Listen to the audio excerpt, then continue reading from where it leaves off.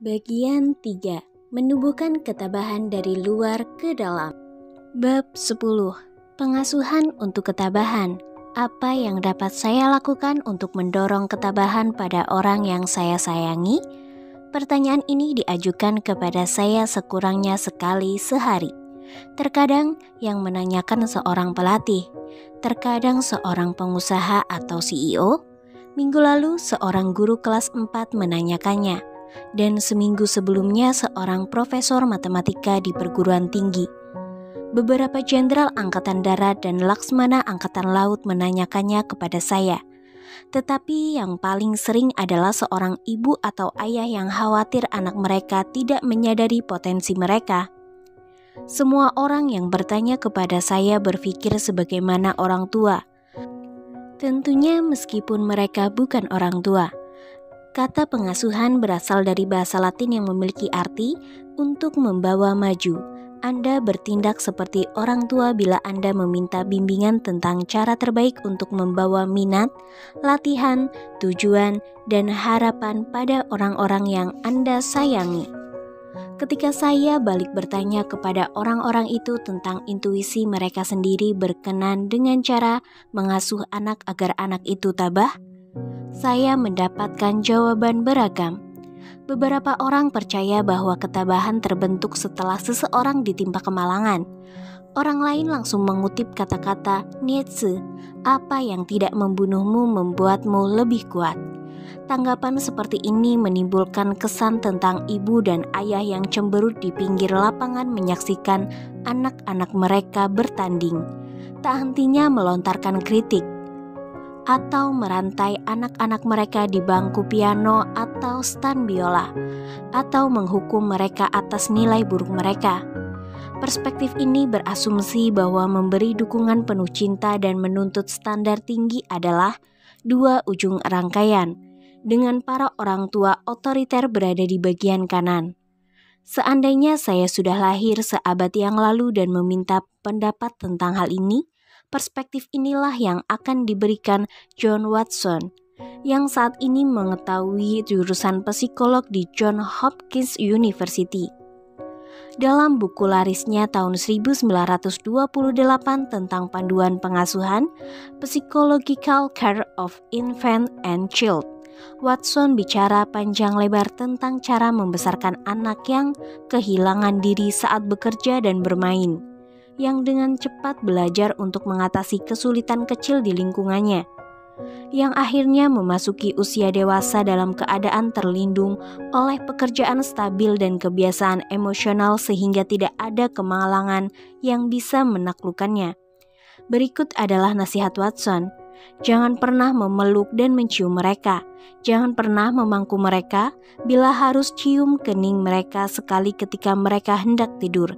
Jabat tangan mereka pada pagi hari, belai kepala mereka bila mereka berhasil mengerjakan tugas sulit dengan baik. Watson selanjutnya menyarankan untuk membiarkan anak menangani masalah mereka sendiri. Sejak saat mereka lahir, merotasi pengasuh berbeda dengan mencegah rasa terikatan pada suatu orang dewasa, dan menghindari rasa manja yang mencegah seorang anak menaklukkan dunia. Sesekali tentunya orang mengambil sikap sebaliknya. Mereka yakin bahwa kegigihan, terutama hasrat, berkembang ketika anak mendapatkan kelimpahan kasih sayang dan dukungan yang tak bersyarat. Para penyongkong pengasuhan yang baik dan lembut menganjurkan pelukan hangat dan keleluasaan, menjelaskan bahwa anak-anak sesuai sifatnya adalah makhluk pencari tantangan yang keinginannya akan kompetensi, hanya membutuhkan cinta dan kasih sayang kita yang tak bersyarat untuk mengemuka. Begitu anak-anak sudah tidak lagi dikekang oleh tuntutan orang tua mereka yang berlalu mengatur, anak-anak akan menuruti minat intrinsik mereka sendiri, dan latihan disiplin serta ketahanan di hadapan kemunduran akan datang dengan sendirinya. Pada rangkaian antara pengasuhan yang mendukung dan menuntut, pendukung pendekatan terbuka yang berpusat pada anak ini berada di sebelah kiri dan tengah. Jadi, bagaimana sebenarnya? Apakah ketabahan terbentuk setelah seseorang berhasil melewati kesulitan dan mencapai standar tinggi? Atau apakah ketabahan merupakan hasil pengasuhan yang penuh dengan kehangatan kasih sayang? Sebagai seorang ilmuwan, saya tergoda untuk menjawab bahwa kita membutuhkan penelitian lebih jauh terhadap topik ini. Ada banyak penelitian tentang pengasuhan, beberapa penelitian terhadap ketabahan, tapi belum ada penelitian tentang pengasuhan dan ketabahan. Namun, sebagai ibu dari 2 anak remaja, saya tidak punya waktu untuk menunggu sampai semua data masuk. Seperti orang tua yang mengajukan pertanyaan ini kepada saya harus membuat keputusan hari ini. Anak perempuan saya tumbuh dewasa dan setiap hari dalam hidup mereka, suami saya dan saya mengasuh mereka sebagai orang tua. Terlepas apakah hal ini baik atau tidak, selain itu sebagai seorang profesor dan direktur laboratorium, saya berinteraksi dengan banyak pemuda. Saya juga ingin mendorong ketabahan mereka. Jadi, sebagai langkah untuk menyelesaikan perdebatan ini, saya menyelidiki bukti untuk kedua pihak. Seorang penganjur pola pengasuhan yang kolot dan ketat menyarankan agar saya bicara dengan teladan ketabahan Steve Young. Gelandangan pemecah rekor yang didikan mormonnya mencakup pekerjaan mengantar koran setiap hari, kelas Injil sebelum sekolah, sama sekali tidak mencaci maki atau minum minuman keras.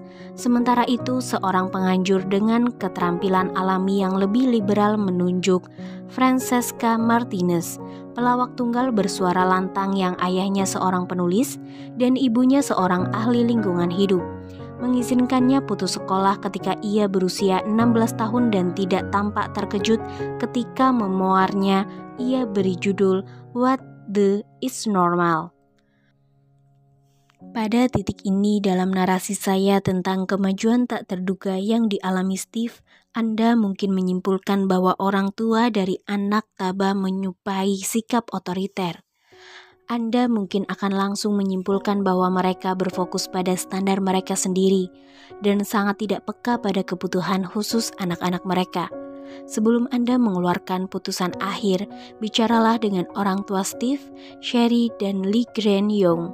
Dan sebelum Anda memperlakukannya, perhatikan bahwa Lee Granda lebih suka dipanggil dengan nama panggilan masa kecilnya, yang menggambarkan dengan tepat pendekatannya pada kehidupan, grit, ketabahan. Yang ia pikirkan hanyalah kerja keras dan bersikap tangguh dan tidak mengeluh.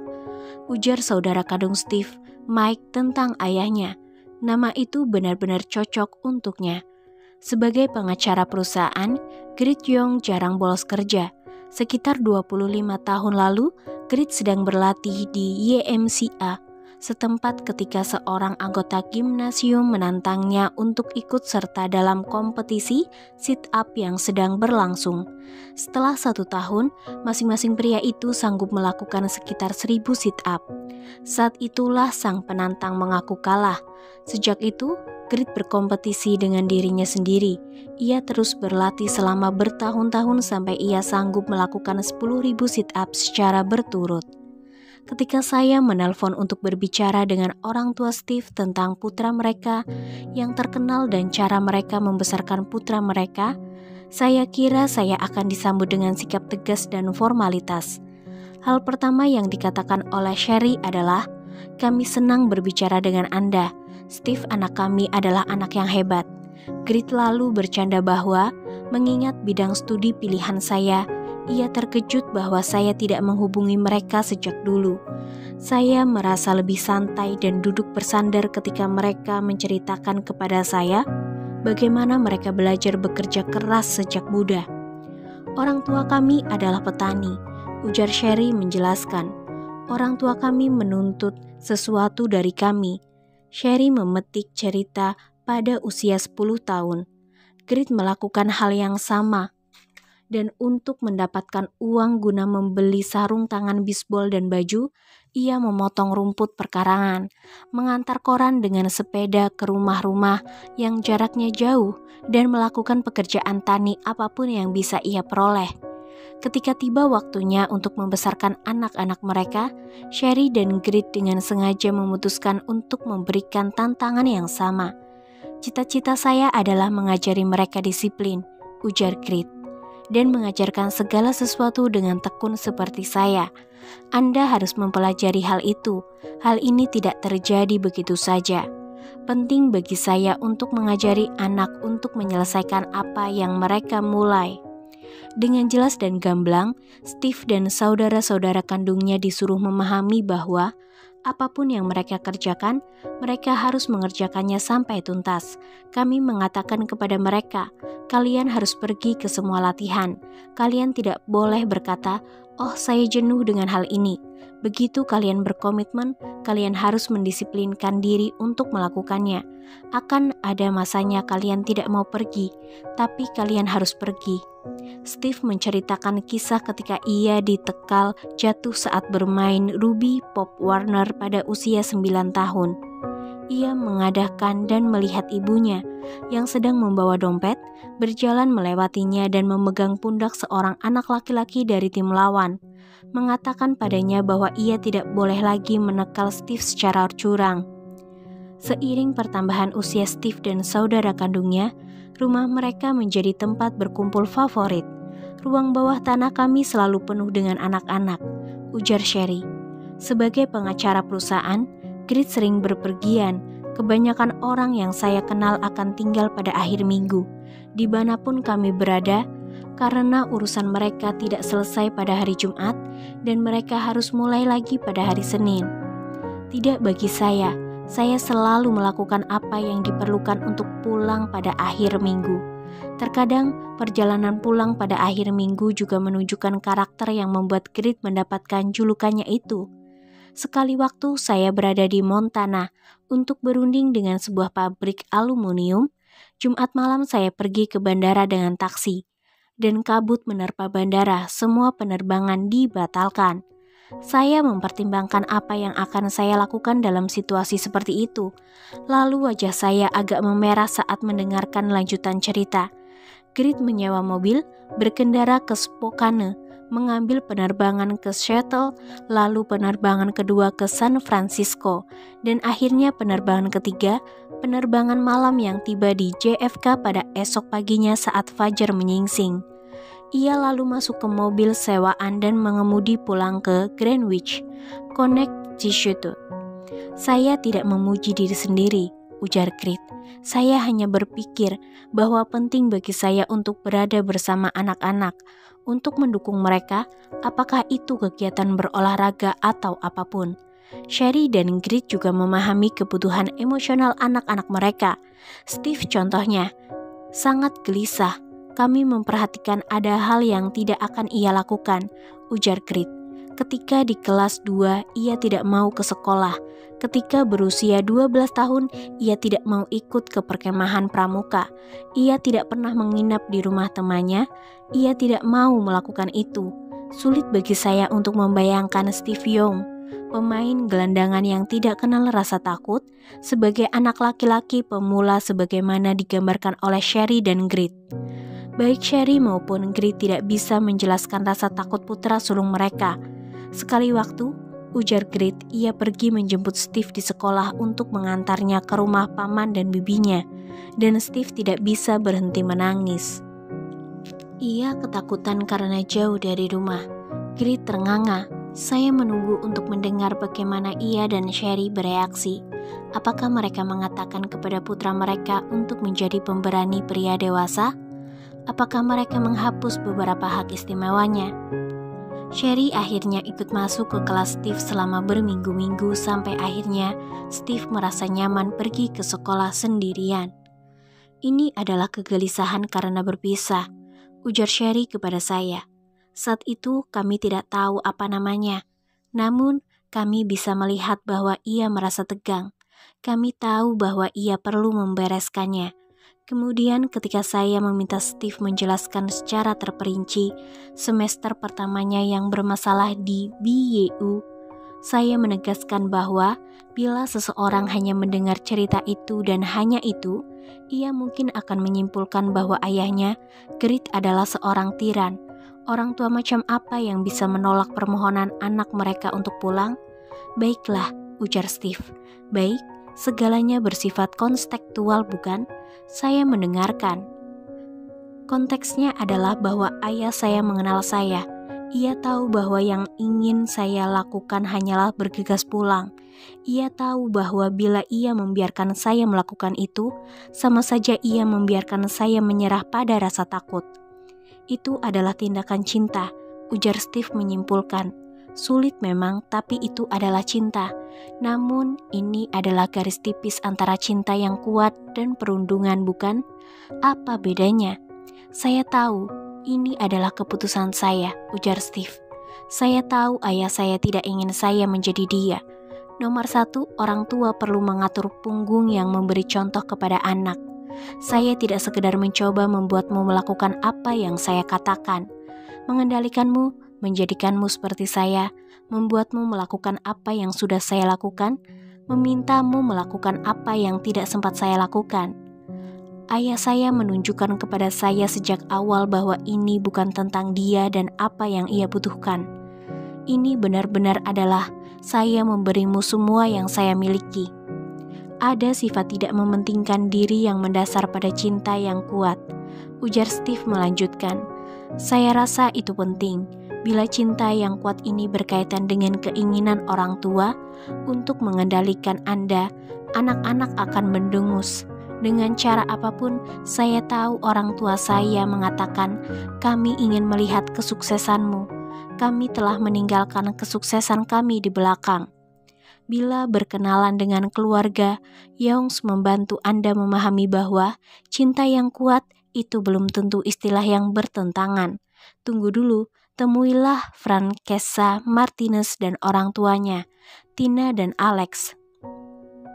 Dipilih oleh Observer sebagai pelawak paling lucu di Inggris. Francesca tampil di depan penonton di seluruh dunia. Dalam rutinitas khasnya, ia melanggar aturan tidak boleh mencaci dari keluarga Young. Dan usia pertunjukan, ia melanggar larangan minuman keras, seperti orang tuanya. Francesca adalah vegetarian seumur hidup, tidak religius, dengan pandangan politik agak di sebelah kiri progresif. Francesca didiagnosis menderita lumpuh otak pada usia 2 tahun. Ia lebih suka istilah goyah saat diberitahu bahwa putri mereka yang lumpuh otak tidak akan pernah menjalani hidup normal. Tina dan Alex segera memutuskan bahwa tidak ada dokter yang bisa meramalkan masa depan putri mereka. Menjadi pelawak bintang membutuhkan ketabahan. Siapapun Anda, tapi mungkin lebih membutuhkan ketabahan bila sekedar berbicara dengan jelas atau berjalan ke panggung adalah sebuah tantangan. Jadi, seperti orang-orang lain yang ingin menjadi pelawak, Francesca awalnya harus berjuang menempuh perjalanan 4 jam untuk tampil selama 10 menit tanpa dibayar dan menelpon tak terhitung banyaknya produser televisi yang sibuk dan bersikap datar. Namun, tidak seperti sebagian besar rekannya, ia harus melakukan latihan pernafasan dan suara sebelum pertunjukan. Ikuti saja impianmu, ujar Alex kepada putrinya. Dan bila ternyata impianmu tidak tercapai, kau bisa mencari yang lain. Ibu saya juga menyemangati, ujar Francesca. Lalu sambil tersenyum ia berkata, pada dasarnya mereka sangat senang saya meninggalkan pendidikan formal pada usia 16 tahun untuk tampil di televisi. Mereka membiarkan saya menghabiskan akhir minggu bersama teman-teman, berpergian ke klub malam yang penuh dengan pria mencurigakan dan koktail dengan nama yang bertema seks. Tina sependapat sepenuhnya. Saya selama ini mempunyai perasaan naluriah bahwa kehidupan dan alam evolusi menanamkan dalam anak kemampuan mereka sendiri. Takdir mereka sendiri seperti tanaman yang bila diberi makanan dan air dengan tepat akan tumbuh cantik dan kuat. Ini adalah tentang menciptakan lingkungan yang tepat, tanah yang memelihara, yang mendengarkan dan merespon kebutuhan mereka. Anak membawa di dalam diri mereka benih masa depan mereka sendiri. Minat mereka akan muncul bila kita menaruh kepercayaan kepada mereka. Sejauh ini, Alex dan Tina adalah contoh sempurna tentang orang tua yang memberikan keleluasaan pada anak mereka. Saya bertanya kepada mereka, apakah mereka menganggap diri mereka sebagai orang tua seperti itu? Apakah pertengkaran ini dapat ditangani secara lebih pintar adalah pertanyaan yang tak terjawab. Alex percaya ia seharusnya bisa mencari cara yang lebih baik untuk menjelaskan kepada putrinya mengapa ia begitu memaksa. Boleh jadi, tapi bagi saya, hal yang mengesankan tentang aspek masa kanak-kanak Francesca adalah pandangan bahwa orang tua yang penuh kasih, yang mengizinkan anak mereka mengikuti impiannya, ternyata bisa membuat aturan tegas berkenan dengan kedisiplinan. Tiba-tiba pandangan satu dimensi tentang Alex dan Tina sebagai orang tua yang serba longgar tampak tidak lengkap. Mengesankan misalnya, mendengar Alex, seorang penulis, berbicara tentang etika kerja yang ia contohkan kepada anak-anaknya. Untuk menyelesaikan sesuatu, Anda harus bekerja. Ketika saya masih muda, saya bertemu dengan banyak orang yang menulis sesuatu. Mereka mengatakan kepada saya, "Oh ya, saya juga seorang penulis, tapi saya tidak pernah menyelesaikan apa-apa." Tina setuju bahwa meskipun anak-anak membutuhkan kebebasan, mereka juga membutuhkan pembatasan. Tina adalah seorang guru dan juga seorang pegiat lingkungan. Ia menyaksikan banyak orang tua terlibat dalam negosiasi, memohon dan meminta dengan anak-anak mereka. Kami mengajarkan anak-anak kami untuk menjalani hidup dengan prinsip dan pedoman moral yang jelas, ujarnya. Kami menjelaskan pemikiran kami, tapi mereka selalu tahu di mana batasannya. Dan kami tidak punya televisi, ujarnya menambahkan. Saya rasa televisi adalah media yang menghipnotis. Saya tidak mau berhenti berinteraksi dengan keluarga saya. Jadi kami tidak punya televisi. Bila anak ingin menonton sesuatu yang istimewa, mereka akan pergi ke rumah kakek nenek mereka. Saya memperhatikan sebuah pola. Bagi mereka yang mengasuh anak mereka supaya tabah, polanya adalah cetak biru yang bermanfaat, panduan untuk membuat banyak keputusan yang harus kita geluti saat membesarkan anak-anak kita. Sebelum saya berkata lebih jauh, perkenankan saya mengulangi peringatan bahwa sebagai seorang ilmuwan, saya ingin mengumpulkan lebih banyak poin data sebelum membuat kesimpulan tegas. Dalam 1 dekade ke depan, saya harus tahu lebih banyak penting hal pengasuhan anak agar tabah. Namun, karena tidak ada tombol berhenti untuk mengasuh orang yang kita sayangi, saya akan menyampaikan firasat saya kepada Anda. Saya terdorong untuk melakukannya. Sebagian besar karena pola yang saya amati cocok dengan banyak studi penelitian yang dilaksanakan dengan cermat tentang pengasuhan anak. Pola ini juga masuk akal, mengingat apa yang sudah dipelajari tentang motivasi manusia sejak John Watson memberikan nasihat tentang jangan membajakan mereka. Akhirnya, pola yang saya lihat cocok dengan wawancara dengan atlet kelas dunia, seniman, cendekiawan yang dilakukan psikolog Benjamin Bloom dan timnya 30 tahun lalu. Meskipun pengasuhan anak bukanlah fokus eksplisit dari studi Bloom, orang tua awalnya disertakan sebagai pengamat untuk memverifikasi detail biografis. Pentingnya pengasuhan anak akhirnya menjadi salah satu kesimpulan utama. Inilah apa yang saya lihat. Yang paling penting, tidak ada kompromi antara pengasuhan mendukung dan pengasuhan menuntut. Munculnya kesalahpahaman umum, cinta yang kuat adalah keseimbangan yang adil antara kasih sayang dan respek di satu sisi dan harapan yang dilaksanakan dengan tegas di sisi lain. Sebenarnya, tidak ada alasan Anda tidak bisa melakukan keduanya. Jelas sekali bahwa inilah yang dilakukan orang tua Steve Young dan Francesca Martinez. Keluarga Young bersikap tegas tapi mereka juga penuh cinta. Keluarga Martinez penuh cinta, tapi mereka juga tegas. Kedua keluarga ini berorientasi kepada anak dalam pengertian bahwa mereka mengutamakan kepentingan anak. Tapi kedua keluarga ini tidak merasa bahwa anak-anak mereka adalah hakim yang lebih baik berkenan dengan apa yang harus dilakukan, bagaimana cara bekerja keras dan kapan harus menyerah. Salah satu penemuan besar menyangkut penelitian pengasuhan adalah bahwa apa yang lebih penting daripada pesan yang hendak disampaikan orang tua adalah pesan yang diterima anak-anak mereka. Apa yang tampak seperti pengasuhan otoriter sesuai buku teks, kebijakan tanpa televisi, misalnya, atau larangan menyumpah. Mungkin mengandung unsur paksaan, mungkin ataupun tidak. Di lain pihak, apa yang terlihat terbuka, misalnya membiarkan anak putus sekolah, mungkin semata mencerminkan perbedaan dalam aturan yang dinilai penting oleh orang tua. Dengan kata lain, jangan melakukan menghakiman terhadap orang tua yang mencemarahi anak mereka di lorong supermarket. Pada bagian besar kasus, Anda tidak memiliki cukup konteks untuk memahami bagaimana anak menafsirkan percakapannya. Pada pengunjung hari, yang paling penting adalah pengalaman sang anak. Tumbuh dewasa dengan dukungan, respek, dan standar tinggi memiliki banyak manfaat. Salah satu hal yang sangat relevan dengan ketabahan, dengan kata lain, pengasuhan yang bijaksana mendorong anak untuk meniru orang tua mereka.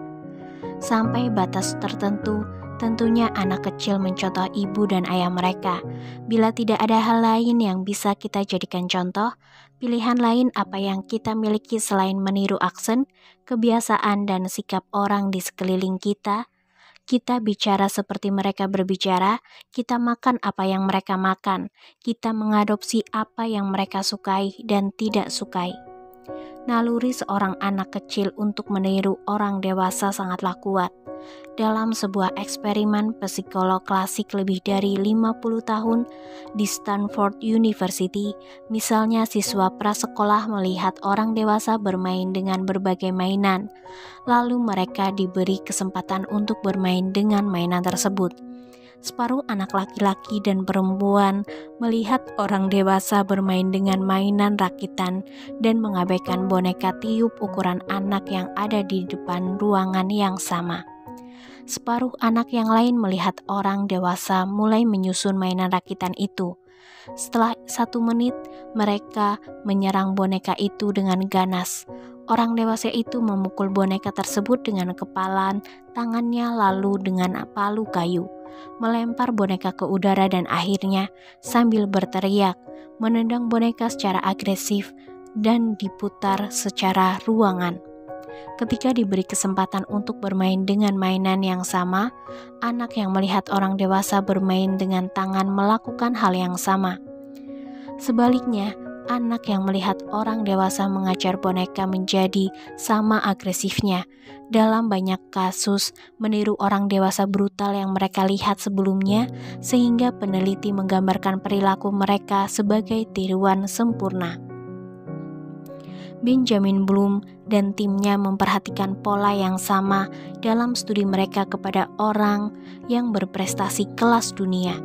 Hampir tanpa kecuali, orang tua yang mendukung dan menuntut dalam studi Bloom merupakan model bagi etika kerja dalam pemahaman bahwa mereka dianggap sebagai pekerja keras.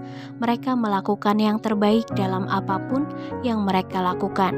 Mereka percaya bahwa pekerjaan harus dituntaskan sebelum bersantai, dan bahwa seseorang harus berupaya meraih cita-cita jangka panjang. Selanjutnya, sebagian sebesar orang tua menganggap wajar bila mereka mendorong anak mereka untuk ikut serta dalam kegiatan favorit mereka. Tentunya, salah satu kesimpulan ringkas Bloom adalah bahwa minat orang tua entah bagaimana akhirnya sampai kepada anak.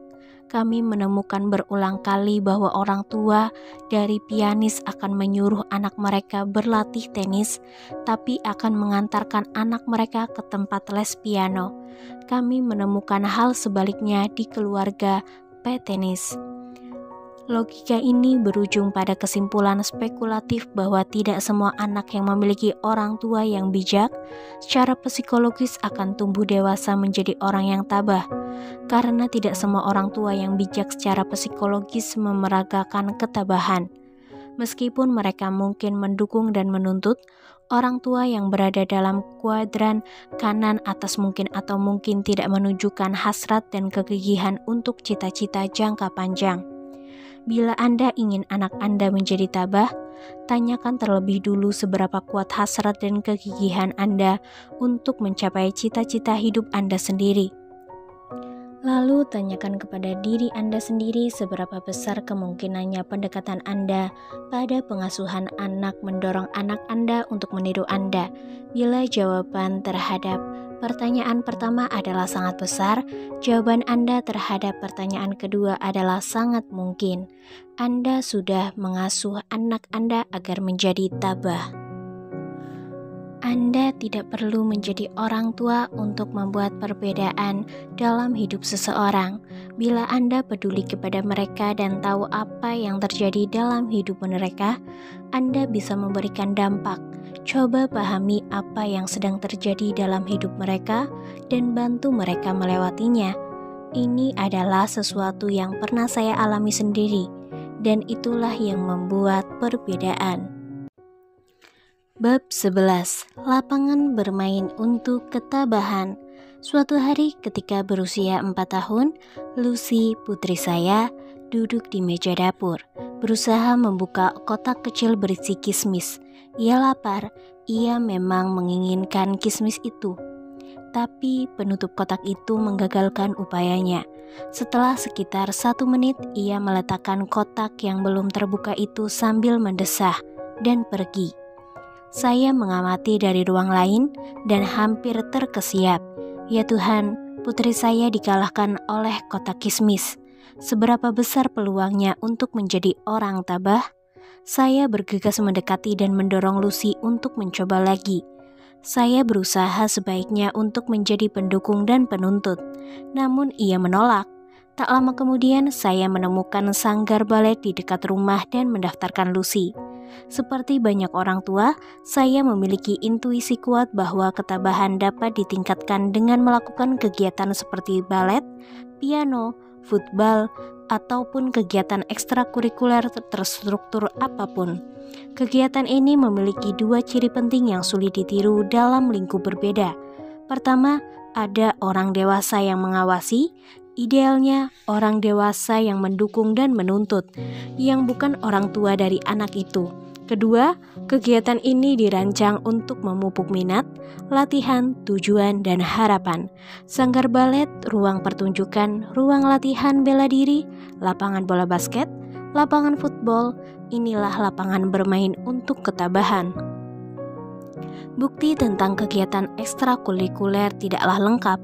Saya tidak bisa menunjukkan satu studi pun di mana anak ditugasi secara acak untuk melakukan satu cabang olahraga atau memainkan alat musik. Ikut serta dalam lomba debat, bekerja paruh waktu di luar sekolah, atau bekerja untuk koran sekolah. Bila memikirkannya sejenak, Anda akan menyadari alasannya.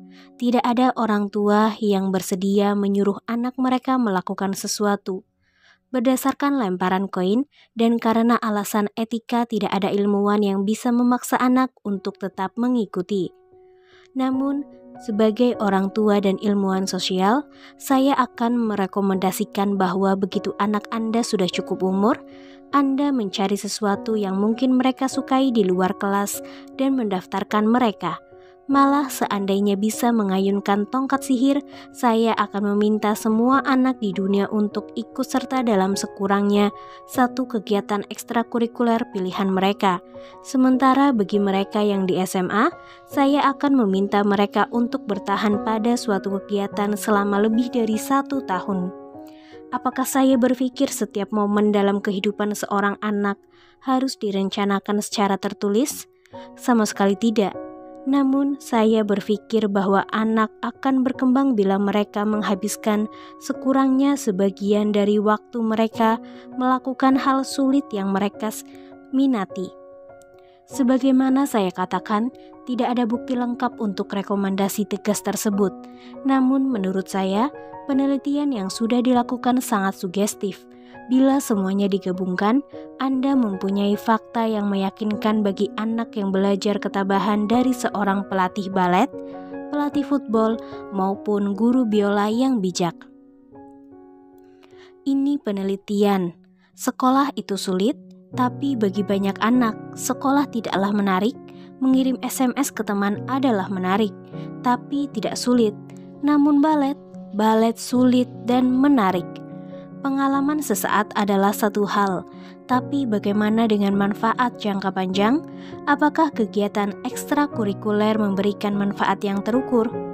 Ada banyak studi penelitian yang menunjukkan bahwa anak yang lebih terlibat dalam ekstrakurikuler berprestasi lebih baik berdasarkan hampir semua ukuran yang berlaku umum. Mereka mendapatkan nilai yang lebih baik, mempunyai harga diri, kecil kemungkinannya untuk menimbulkan masalah, dan sebagainya. Beberapa studi ini berjangka panjang, yang artinya peneliti harus menunggu untuk melihat apa yang terjadi kepada anak di kemudian hari. Studi jangka panjang ini tiba pada kesimpulan yang sama. Partisipasi yang lebih banyak dalam berbagai kegiatan akan memprediksi hasil yang lebih baik. Penelitian yang sama mengindikasikan dengan jelas bahwa mengikuti kegiatan ekstrakurikuler secara berlebih itu cukup langka. Rata-rata remaja Amerika melaporkan bahwa mereka menghabiskan waktu lebih dari 3 jam sehari menonton televisi dan bermain video game. Waktu tersisa dihabiskan untuk membuka media sosial, melihat video kucing, dan memantau keluarga Kardashian saat mereka hendak menentukan baju apa yang harus dipakai. Sehingga sulit untuk berkilah bahwa mereka tidak bisa menyisakan waktu untuk klub catur atau drama sekolah, maupun kegiatan apapun yang terstruktur, berfokus pada keterampilan dan di bawah bimbingan orang dewasa. Pelajaran yang dipetik saat bekerja untuk menjadi semakin baik dari satu musim ke musim berikutnya muncul berulang kali dalam wawancara saya dengan teladan ketabahan.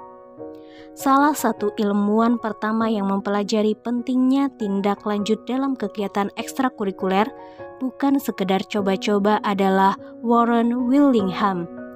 Pada 1978, Willingham adalah Direktur Personal Qualities Project. Hingga hari ini, studi ini tetap merupakan upaya paling ambisius untuk mengidentifikasi penentu kesuksesan pada kaum muda dewasa. Proyek ini didanai oleh Educational Testing Service.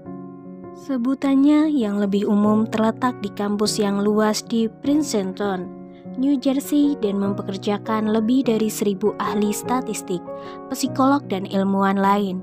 Semuanya mencurahkan diri pada pengembangan tes yang memprediksi prestasi di sekolah dan tempat kerja. Bila Anda sudah mengambil SAT, Anda sudah mengambil tes ITS, begitu pula dengan GRE, TOEFL, Praksis, dan salah satu dari 3 lusin ujian penempatan lanjutan. Pada dasarnya, ITS bagi pengujian standar adalah seperti hubungan tisu dengan Kleenex. Tentu, ada organisasi lain yang membuat tes standar, tapi sebagian besar kita sulit mengingat namanya. Willingham dan ilmuwan lain di ITS mengetahui lebih dari siapapun bahwa secara bersamaan nilai di SMA dan skor tes tidak akurat dalam memprediksi kesuksesan di kemudian hari. Seringkali 2 anak dengan nilai dan skor tes yang sama mencapai prestasi yang sangat berbeda di kemudian hari. Pertanyaan sederhana yang hendak dijawab oleh Willingham adalah, kualitas pribadi apa lagi yang penting? Untuk mencari tahu, tim Willingham memantau beberapa ribu siswa selama 5 tahun sejak tahun terakhir mereka di SMA. Pada awal studi, materi pendaftaran perguruan tinggi, kuesioner, sampel tulisan, wawancara, maupun catatan sekolah dikumpulkan untuk setiap siswa. Informasi ini digunakan untuk menghasilkan peringkat angka untuk lebih dari 100 karakteristik pribadi berbeda.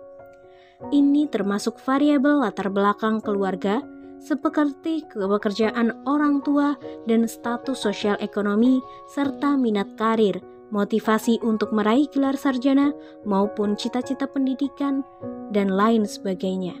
Lalu, seiring kemajuan yang diperoleh mahasiswa di perguruan tinggi, ukuran kesuksesan yang objektif dikumpulkan dalam 3 kategori luas. Pertama, apakah mahasiswa berhasil meraih prestasi yang menonjol secara akademis? Selanjutnya, sebagai orang muda dewasa, apakah orang ini menunjukkan kepemimpinan? Terakhir, sejauh apa para pria dan wanita ini mampu menunjukkan pencapaian yang signifikan di bidang ilmu pengetahuan dan teknologi, seni, olahraga, menulis maupun berbicara, kewirausahaan, ataupun layanan masyarakat? Dalam suatu pengertian, proyek kualitas pribadi ini seperti lomba pacuan kuda. Masing-masing nilai di atas 100 pada awal studi bisa saja berakhir sebagai alat prediksi terkuat untuk kesuksesan di kemudian hari. Dengan membaca laporan pertama yang diselesaikan beberapa tahun sebelum data akhir dikumpulkan, jelas bahwa Willingham bersikap netral dalam isu ini. Ia menguraikan setiap variabel secara metodis, alasan rasional mengapa disertakan, cara pengukuran, dan sebagainya. Namun, ketika semua data akhirnya masuk, Willingham bersikap netral dan berempati pada apa yang ia pelajari. Seekor kuda menang dan dengan selisih jauh. Beginilah cara Willingham dan tim menguraikannya. Penilaian tidak lanjut mencakup bukti komitmen yang disengaja dengan berkelanjutan pada jenis kegiatan tertentu versus upaya sporadis di beragam wilayah. Mahasiswa yang tidak ikut serta dalam satupun kegiatan tahunan memperoleh penilaian tidak lanjut terendah. Beberapa mahasiswa dalam kategori ini sama sekali tidak ikut serta dalam kegiatan apapun di SMA. Namun, banyak mahasiswa lain sering berkegiatan, bergabung dengan sebuah klub atau tim selama setahun. Tapi kemudian, pada tahun berikutnya berpindah ke sesuatu yang sama sekali berbeda. Kegiatan khusus yang diikuti mahasiswa selama SMA tidaklah penting. Apakah itu tenis, organisasi mahasiswa, atau tim debat? Kuncinya adalah bahwa mahasiswa mendaftarkan diri untuk sesuatu kegiatan, mendaftarkan diri lagi setahun kemudian, dan selama masa itu mengalami semacam kemajuan. Saya mendengar tentang proyek kualitas pribadi beberapa tahun setelah mulai meneliti ketabahan. Ketika menerima laporan studi yang asli, saya membaca seluruhnya secara terperinci, meletakkannya sesaat lalu mulai lagi dari halaman pertama. Malam itu saya tidak bisa tidur, sebaliknya saya tetap terjaga dan berpikir, ya ampun, apa yang Willingham namakan tindak lanjut terdengar persis seperti ketabahan. Langsung dengan mati-matian saya mencari tahu apakah saya bisa meniru temuannya. Satu notif terbilang praktis. Seperti kuesioner lapor sendiri manapun, skala ketabahan mudah dipalsukan.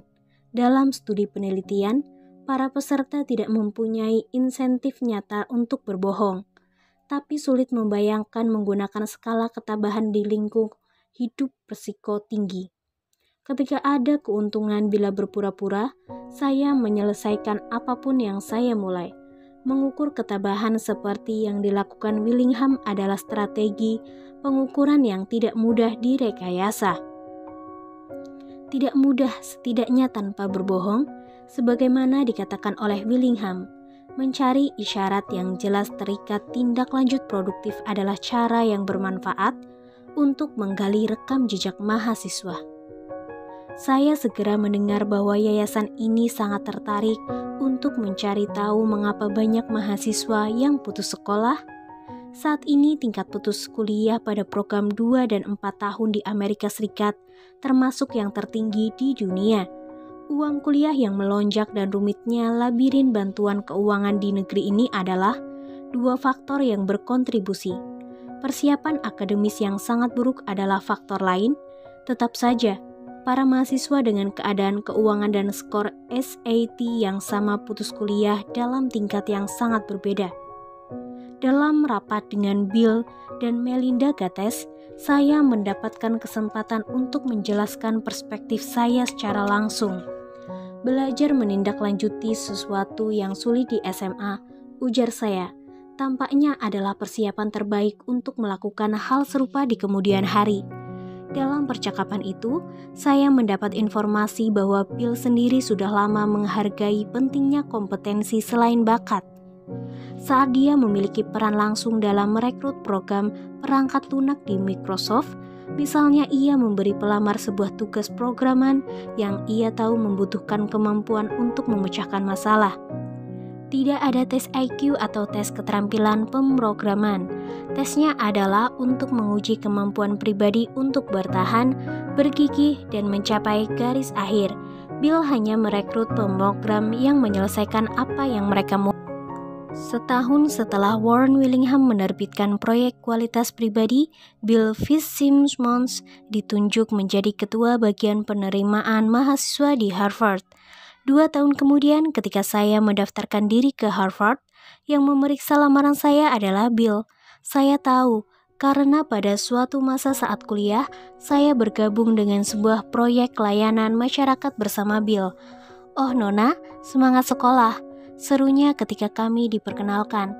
Lalu ia mencentang dengan akurasi luar biasa berbagai kegiatan yang saya lakukan di SMA.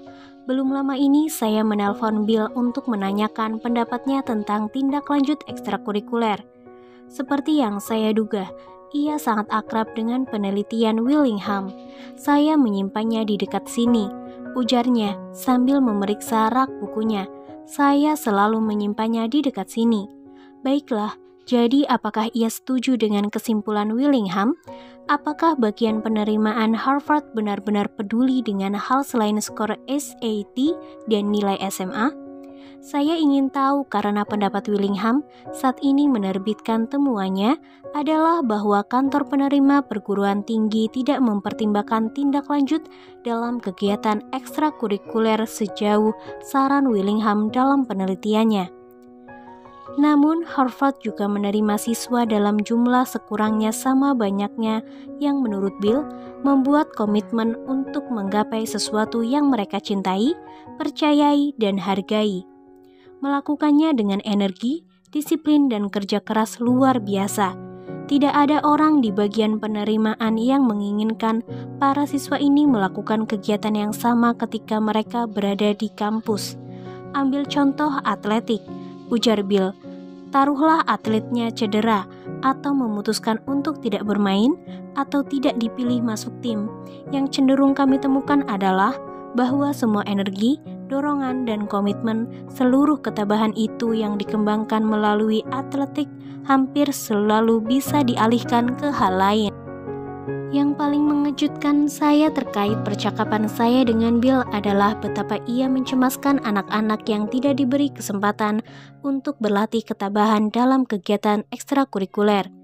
Semakin banyak SMA yang mengurangi atau menghapus mata pelajaran seni dan musik maupun kegiatan lainnya, ujar Bill kepada saya. Lalu ia menjelaskan bahwa tentunya yang melakukan pemangkasan ini terutama adalah sekolah yang melayani anak-anak miskin. Ini adalah level lapangan permainan paling rendah yang dapat dibayangkan. Penelitian oleh pakar politik Harvard, Robert Putnam, dan para kolaboratornya mengungkap bahwa siswa SMA Amerika yang kaya berpartisipasi dalam kegiatan ekstrakurikuler dalam tingkat tinggi selama beberapa dekade. Sebaliknya, partisipasi di kalangan siswa miskin turun secara mencolok. Persis sebagaimana prediksi Putnam, terdapat korelasi yang mengkhawatirkan antara pendapatan keluarga dan skor tabel ketabahan. Rata-rata skor tabel ketabahan untuk siswa senior SMA dalam sampel kami yang memenuhi syarat untuk mendapatkan makanan bersubsidi 1 poin penuh lebih rendah daripada skor siswa yang bernasib lebih baik. Geoffrey Kanada benar.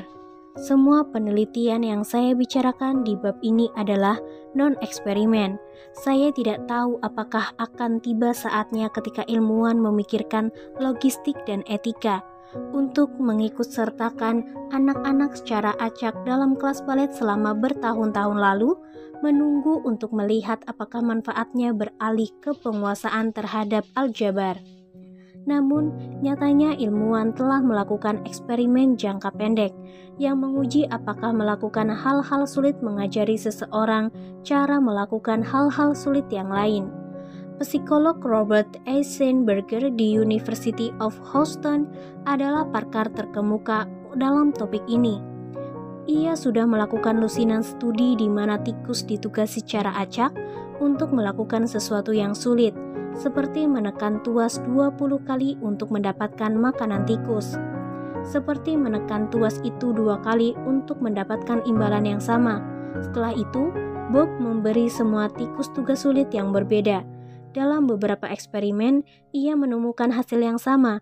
Dibandingkan dengan tikus dalam kondisi mudah, tikus yang sebelumnya diharuskan bekerja keras mendapatkan imbalan kemudian menunjukkan semangat lebih besar dan daya tahan pada tugas kedua. Eksperimen Bob yang merupakan favorit saya adalah eksperimen yang paling cerdas. Beberapa peneliti menggunakan corong jaring kawat berisi makanan, mengharuskan tikus menggigit pelet makanan melalui lubang kecil di jaring.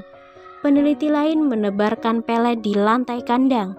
Bob berpikir bekerja untuk mendapatkan makan akan mengajari tikus untuk bekerja lebih keras pada tugas pelatihan yang membutuhkan upaya. Malah, persis itulah yang ia temukan. Ia mulai eksperimennya dengan melatih tikus muda berlari di atas papan untuk mendapatkan imbalan. Lalu ia membagi tikus ke dalam 2 kelompok. Satu kelompok hidup di kandang dengan pengisi corong dan yang lain di kandang tempat pelet makan berhamburan di lantai. Setelah sebulan bekerja untuk mendapatkan makanan dari corong, tikus itu bekerja lebih baik di tugas landasan daripada tikus yang hanya perlu berjalan ke makan saat lapar. Kesimpulan dari Bob, dengan latihan kerja keras dapat dipelajari. Sebagai penghormatan pada karya terdahulu Seligman dan Meyer tentang ketidakberdayaan yang dipelajari, di mana ketidakmampuan untuk menghindari hukuman membuat hewan menyerah pada tugas menantang yang kedua. Bob menjuluki fenomena ini kerja keras yang dipelajari.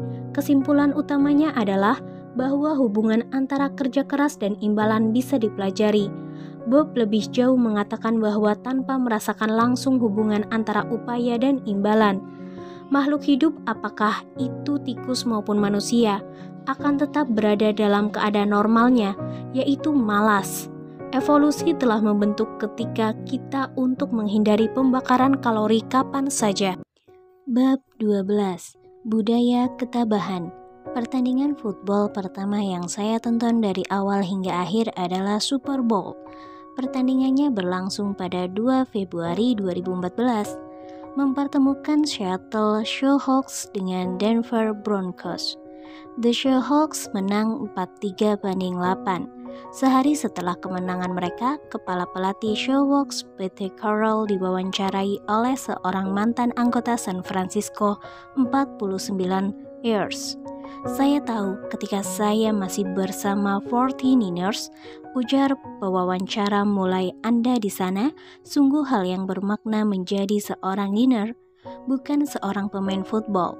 Bila Anda dan John Schneider mencari seorang pemain, coba katakan, apakah filsafatnya? Apa artinya menjadi seorang She-Hulk? Pete tertawa kecil. Saya tidak akan menyampaikan semuanya pada Anda. Tapi ayolah, sampaikan semuanya kepada saya. Saya akan mengatakan kepada Anda bahwa kami mencari pemain hebat. Disitulah sebenarnya permulaannya. Yang kami cari adalah orang yang benar-benar tabah, yang memiliki pola pikir bahwa mereka akan selalu menang, bahwa ada sesuatu yang ingin mereka buktikan. Mereka tegar, mereka tidak akan membiarkan kemunduran menahan mereka. Mereka tidak akan membiarkan diri mereka dihalangi oleh tantangan dan rintangan dan hal lainnya. Sikap seperti itulah kami menyebutnya ketabahan. Bersemangat untuk belajar lebih banyak tentang ketabahan selain apa yang saya sampaikan dalam ceramah 6 menit saya. Ia merasa terganggu, bukan oleh sebagian besar hal yang saya katakan. Yang mengusiknya hanya bagian terakhir. Ilmu pengetahuan, ujar saya dalam ceramah itu, tidak banyak membahas ketabahan. Pete kemudian mengatakan kepada saya bahwa ia melompat dari kursinya, berteriak pada gambar saya di layar bahwa membangun ketabahan adalah persis budaya Seahawks. Kami akhirnya berbicara selama sekitar 1 jam. Saya di satu ujung saluran telepon, sambil duduk di belakang meja kerja saya di Philadelphia. Sementara Pete dan stafnya di ujung yang lain, berkerumunan di dekat pengeras suara telepon di Seattle. Saya mengatakan kepadanya bahwa saya kadang belajar dalam penelitian saya. Pete menjawab dengan menceritakan apa yang hendak ia capai bersama She-Hulk. Datang dan tontonlah kami. Yang kami lakukan hanyalah membantu orang menjadi pesaing hebat. Kami mengajari mereka cara menjadi orang gigih. Kami membangkitkan hasrat mereka. Itulah yang kami lakukan. Apakah kita menyadari atau tidak budaya di mana kita tinggal dan mengapa kita mengidentifikasikan diri dengan dahsyat membentuk setiap aspek keberadaan kita. Jadi ini adalah karena Seattle Seahawks dan KIPP Carter School, sebagaimana negara manapun adalah budaya bona fide. Bila Anda seorang Seahawk, Anda bukan hanya pemain football. Bila Anda seorang KIPPster, Anda bukan hanya seorang siswa. Seahawks dan KIPPster melakukan segala sesuatu dengan cara tertentu. Mereka melakukannya karena alasan tertentu. Begitu pula West Point, yang memiliki budaya khas, budaya yang berusia lebih dari 2 abad, tetapi sebagaimana kita akan ketahui segera, terus berkembang. Bagi banyak di antara kita, perusahaan tempat kita bekerja adalah kekuatan budaya yang penting dalam hidup kita. Contohnya, ketika tumbuh dewasa, ayah saya menyebut dirinya seorang DuPonter. Semua pensil di rumah kami dikeluarkan perusahaan ini, ditatah dengan ungkapan seperti dahulukan keselamatan, dan ayah saya akan menjadi cerah setiap kali iklan DuPont ditayangkan di televisi, terkadang bahkan turut berdendang. Hal yang lebih baik untuk hidup yang lebih baik. Saya rasa ayah saya tidak sering bertemu dengan CEO DuPont, tapi ia sering bercerita tentang pertimbangan baik sang CEO seperti sedang bercerita tentang pahlawan perang kesayangan keluarga. Belum lama ini saya menelpon Dan Cambis, sosiolog yang kita jumpai di Bab 3 yang menghabiskan 6 tahun pertama dalam kehidupan profesionalnya untuk meneliti perenang. Pertanyaan saya untuk Dan adalah, apakah selama 3 dekade sejak studi bersejarahnya tentang keahlian, ia berubah pikiran tentang salah satu kesimpulannya yang provokatif? Apakah ia misalnya tetap percaya bahwa bakat utama bukanlah hal terpenting dalam upaya memahami asal-usul keunggulan kelas dunia? Apakah ia tetap mendukung pengamatan bahwa upaya untuk meningkatkan prestasi dari level tim klub lokal ke level daerah atau nasional dan akhirnya ke level keahlian olimpiade, kelas dunia, membutuhkan peningkatan keterampilan kualitatif bukan hanya latihan lebih lama di kolam? Dan apakah keunggulan yang menakjubkan akhirnya merupakan penggabungan banyak tindakan biasa yang dapat terlaksana dan dieksekusi secara sempurna? Ya, dan ya. Tapi saya tidak menyebutkan hal terpenting, ujar Dan. Cara benarnya untuk menjadi perenang hebat adalah bergabung dengan tim hebat. Ketika mulai meneliti atlet peserta olimpiade, saya berpikir, orang nyentrik macam apa yang mau bangun pagi pukul 4 setiap hari untuk berlatih renang? Terpikir oleh saya, pasti orang-orang luar biasa yang mau melakukan hal semacam itu. Namun, persoalannya adalah bila Anda pergi ke sebuah tempat di mana hampir semua orang yang Anda kenal bangun pagi pada pukul 4 untuk berlatih, itulah yang akan Anda lakukan.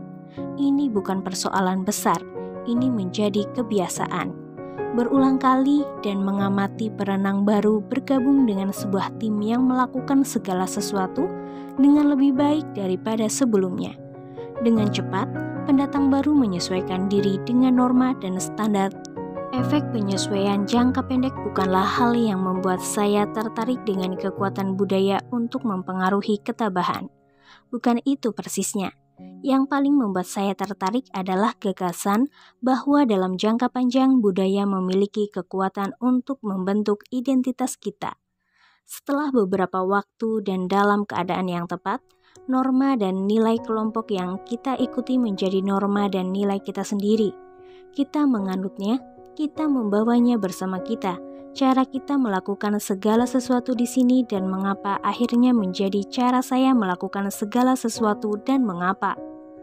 Identitas mempengaruhi setiap aspek karakter kita, tapi identitas mempunyai relevansi khusus dengan ketabahan. Seringkali keputusan tabah atau tidak yang kita buat untuk bangkit sekali lagi, untuk bertahan hingga berakhirnya musim panas yang menyedihkan dan melelahkan, untuk berlari 5 mil bersama rekan setim kita padahal bila sendirian kita hanya sanggup berlari 3 mil, adalah persoalan identitas melebihi apapun. Seringkali hasrat dan kegigihan kita bukanlah hasil analisis yang dingin dan penuh perhitungan terhadap biaya dan manfaat dari alternatif. Sebaliknya, sumber kekuatan kita adalah diri kita yang kita kenali. James March, seorang pakar tentang pembuatan keputusan di Stanford University, menjelaskan perbedaannya seperti ini. Terkadang kita merujuk kembali ke analisis biaya manfaat untuk membuat pilihan. Tentunya, March tidak bermaksud untuk mengatakan bahwa dalam memutuskan apa yang harus kita pesan untuk makan siang atau kapan kita pergi untuk tidur, kita mengambil secari kertas dan sebuah kalkulator. Namun pada waktu lain, ujar March, kita sama sekali tidak memikirkan akibat dari tindakan kita. Kita tidak bertanya kepada diri kita sendiri apa manfaatnya, berapa biayanya, apa risikonya. Sebaliknya, kita bertanya kepada diri kita sendiri, siapa saya, seperti apa situasinya, apa yang dilakukan seorang seperti saya dalam situasi seperti ini. Populasi Finlandia hanya sedikit di atas 5 juta. Orang Finlandia lebih sedikit daripada warga New York. Negara Nordik mungil ini jauh di sebelah utara sehingga pada musim dingin mereka merasakan sinar matahari selama hanya 6 jam. Seringkali diserbu negara tetangga yang lebih besar dan kuat. Apakah tantangan meteorologi dan historis itu berkontribusi pada cara bangsa Finlandia memandang diri adalah pertanyaan bagus? Apapun itu, tidak dapat disangkal bahwa bangsa Finlandia memandang diri mereka sebagai salah satu bangsa paling tabah di dunia. Kata yang memiliki arti paling dekat dengan ketabahan dalam bahasa Finlandia adalah sisu. Ini bukan terjemahan sempurna. Ketabahan memberi pengertian memiliki hasrat untuk mencapai cita-cita level puncak tertentu dan kegigihan untuk menindaklanjuti. Sisu di lain pihak merujuk pada sumber kekuatan batin, semacam modal psikologis, yang diyakini bangsa Finlandia sebagai pembawaan lahir mereka yang diwarisi dari nenek moyang. Secara harfiah, sisu merujuk pada pembawaan lahir seseorang, nyali mereka. Pada 1939, Finlandia adalah lawan lemah dalam perang musim dingin, bertempur dengan pasukan Soviet yang memiliki jumlah tentara 3 kali lipat, jumlah pesawat tempur 30 kali lebih banyak, dan jumlah tank 100 kali lebih banyak. Pasukan Finlandia sempat bertahan selama beberapa bulan, jauh lebih lama dari perkiraan Soviet atau siapapun.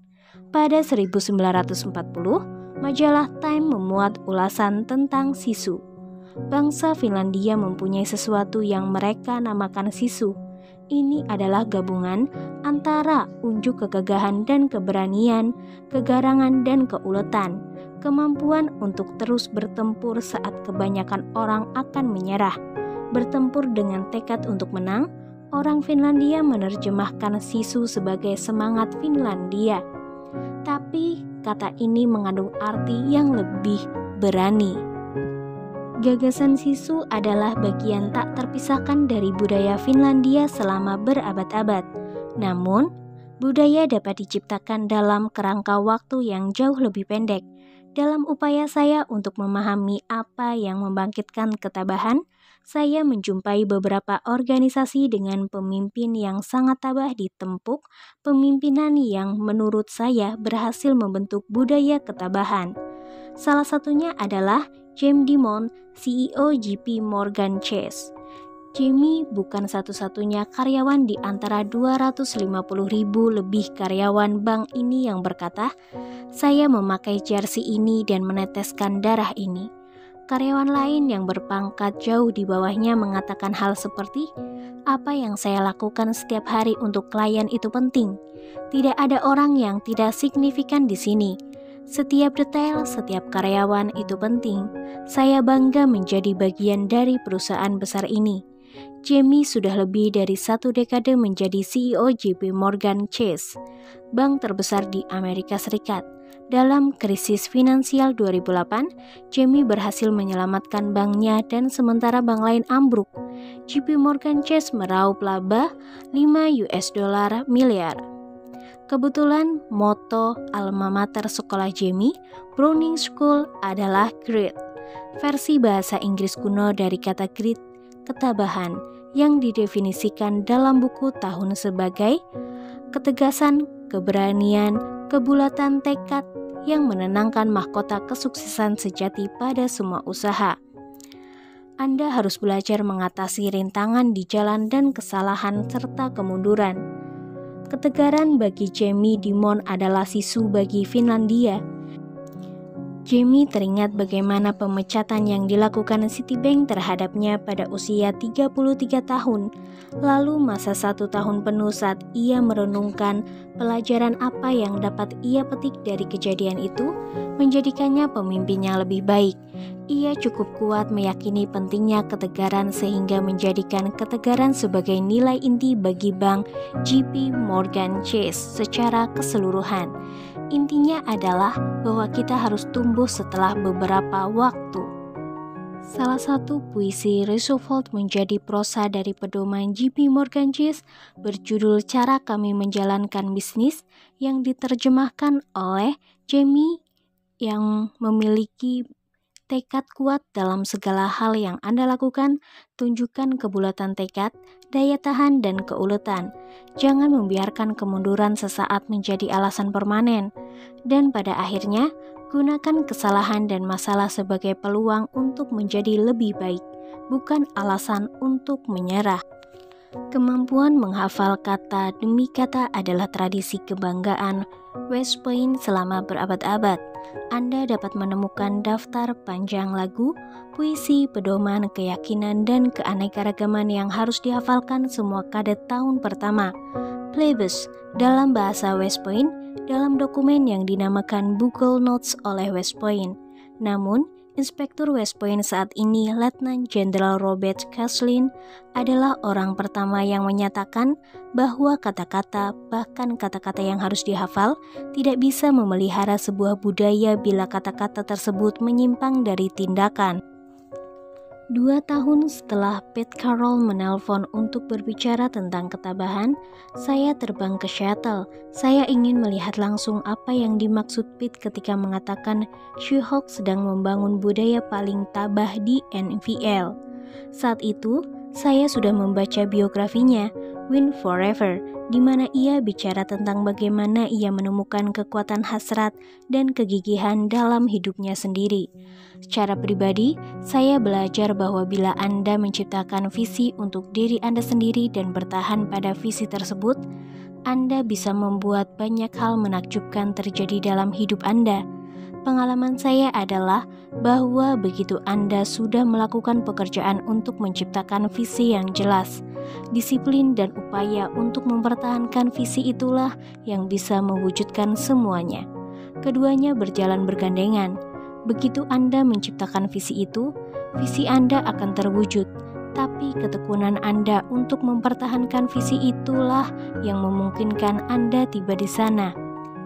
Saya juga melihat Pete bicara tentang ketabahan dan budaya dalam banyak wawancaranya.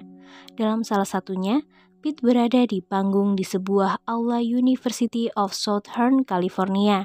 Datang kembali sebagai tamu kehormatan di sekolah tempat ia melatih USC Trojans yang berhasil menjadi juara sebanyak 6 kali dalam 7 kejuaraan selama 9 tahun.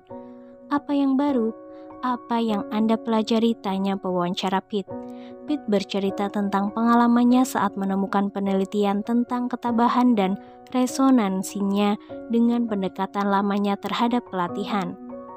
Lalu ia memberi contoh, saat berlatih, Seahawks bermain untuk menang. Pemain menyerang dan bertahan saling bersaing dengan agresif dan intensitas, kalahkan musuh seperti permainan sebenarnya. Orang yang asing terhadap budaya Seahawks akan gagal memahami maksudnya. Mereka tidak langsung memahaminya, ujar Pete. Mereka tidak memahaminya, tapi seiring waktu kami berhasil melewatinya.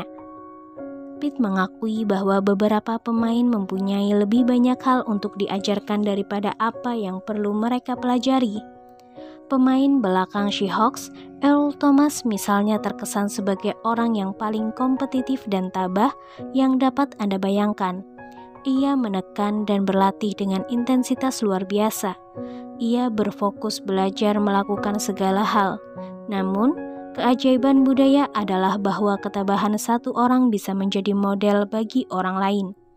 Pada kehidupan sehari-hari, Earl menunjukkan dengan banyak cara berbeda apa yang ia yakini.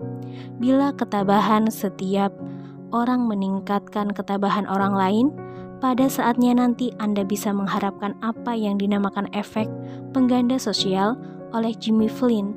Dalam pengertian tertentu, itu adalah analog motivasi kubu tak terbatas dari cermin pantul diri yang dibuat oleh Jeff Bezos saat masih kecil. Ketabahan seseorang meningkatkan ketabahan orang lain, yang pada gilirannya mengilhami lebih banyak ketabahan dalam diri orang itu.